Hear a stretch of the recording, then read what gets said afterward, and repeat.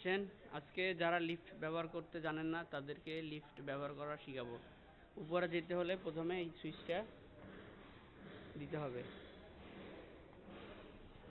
তারপরে দরজা খুলবে। দেখেন এখন দরজা খুলছে। দরজা খোলার পরে এই যে এখন আপনি যে কয়তলায় যাবেন ওই কয়তলায় কল দিতে হবে।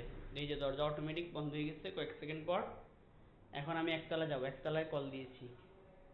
এখন লিফটে একতলা যাচ্ছে। এই যে লিফটে একতলায় আসছে, এই যে একতলা। এখন দরজা অটোমেটিক খুলে যাবে, এই যে খুলে গেছে। আর যদি কেউ লিফটের ভিতরে নতুন হন, যে লিফটে ঢুকছেন কিভাবে কল দিবেন বা দরজা বন্ধ হয়ে গেলে কিভাবে বের হবেন, এই দেখেন এটা হচ্ছে ক্লোজ বাটন। দরজা তাড়াতাড়ি বন্ধ করার জন্য ক্লোজ বাটন টিপ দিতে হবে। আর দরজা ওপেন করার জন্য হলে এই যে ওপেন বাটন, এটা এই যে ওপেন বাটন, এটা ক্লিক করতে হবে। আর এগুলো হচ্ছে ফ্লোরগুলা, ঠিক আছে। আর যদি লিফটের ভিতরে আটকা পড়ে যান, তখন কারেন্ট চলে গেছে, তখন এই বাটনটা দিবেন। এটা দিলে অ্যালার্ম বাজবে। হ্যাঁ, তো ধন্যবাদ।